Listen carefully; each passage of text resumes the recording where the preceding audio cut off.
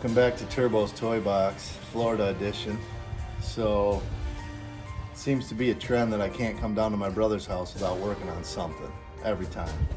And so, Mom and Dad drove down a few days before us, got here with the old Dragon Slayer, and I get out of the airport, because we just flew in yesterday, and I walk up to the van and I'm like, oh no, Dad, what's that noise? He can't hear nothing. I recognize the noise because I work on Dodges at work every day. It's got the 3.6 lifter tick, super notorious. So today we're gonna drag the back valve cover off because it sounds like we got our rocker arm is in the back of the engine. So we're gonna take this thing apart, see if we can quiet her down for the ride home. Hopefully it hasn't wiped out the cam. Let's see how it goes.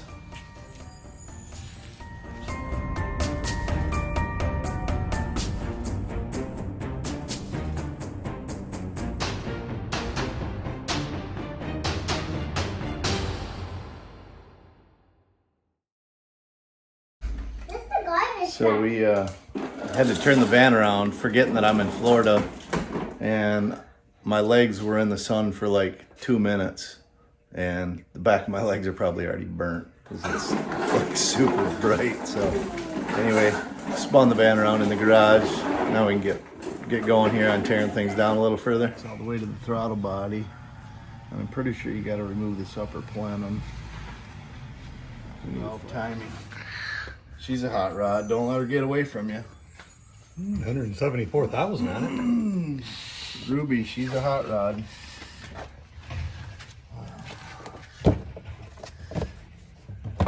Here, I'll set this over here out of the way.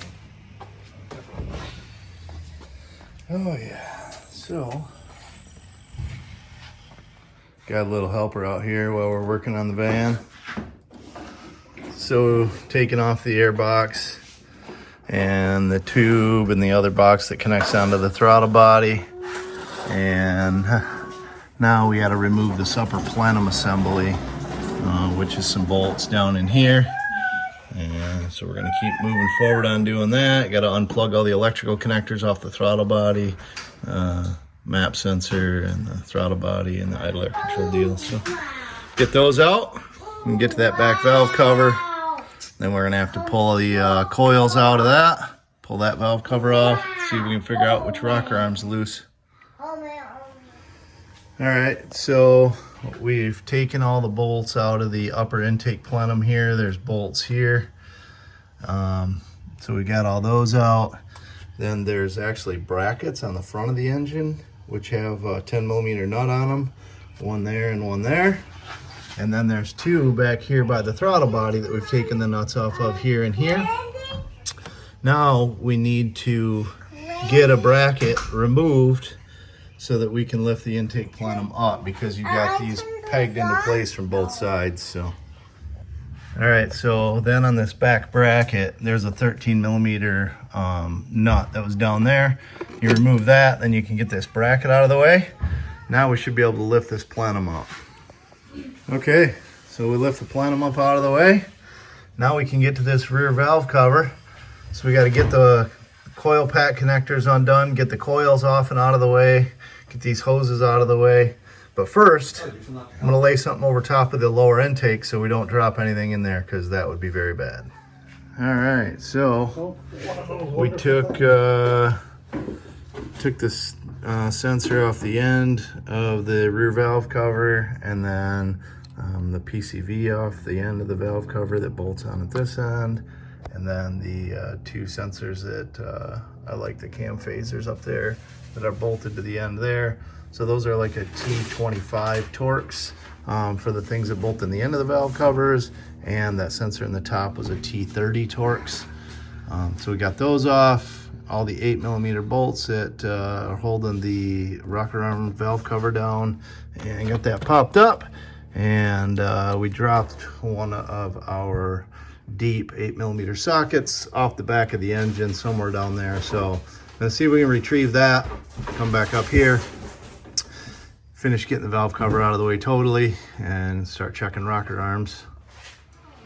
All right, so got the rocker arm cover, valve cover totally out of the way, and spun the camshaft via the crank, actually spun the crank, and 27mm socket, watching these rocker arms, and then you can kind of grab each one and wiggle it and found out which one is loose and making the racket. And so now we are loosening up these cam towers. We marked our timing chain to our camshafts with paint marks just in case it moves on us. We can get it back to where it needs to be and set it. But we're loosening these up. Gonna pop this rocker arm out of here, get the new one swapped in, and hopefully have her nice and quiet again. All right, so this is our culprit rocker right here, and you can see the bearing in the middle, how it's moving. That bearing shouldn't be able to move. So the bearing should be nice and tight like this new one. It shouldn't be able to lift up and down like that. So this is what's causing the clattering, is this bearing has gone bad in this rocker arm. So again, we kind of roll the engine over and make sure, hopefully this is the only one. We'll get her swapped out with a good one. Now, honestly, by rights, I mean, you're in here quite a ways. Probably should replace them all if you're going to get in here this far. Unfortunately, where we're at, they didn't have a full set anywhere close by. So hopefully we can do this one. We're going to change the oil in the van, put a new filter in it, and you know, hopefully that'll get him home. And if we have to dig back in here in the future, at least we know what we're doing. So, all right, so we were able to remove the camshaft caps. Oh man. Got this popped up a little bit, and we're able to replace that one rocker arm that we showed you with the bad bearing. Got it all put back together, and you know, rolled the motor over again, just double checked all that side.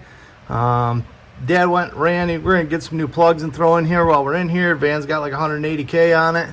It had new ones at 100, but she'll get them again at 200, and we're close. We're this deep, might as well get her done right now. So, all right, so we've got that rear valve cover reinstalled, all new plugs in, the coils on. We got the new O-rings put on the lower plenum here for the putting the top portion of the intake back on. And now we're going to we've cleaned the throttle body on that while we had it all apart. We're gonna bolt this back on, get things hooked up. We'll fire it up, make sure that our noises are gone, let it run for a minute, and then get that oil changed. So, see how it goes. All right, and just a few hours later, Ruby the Dragon Slayer is all put back together. And this is what it's supposed to sound like.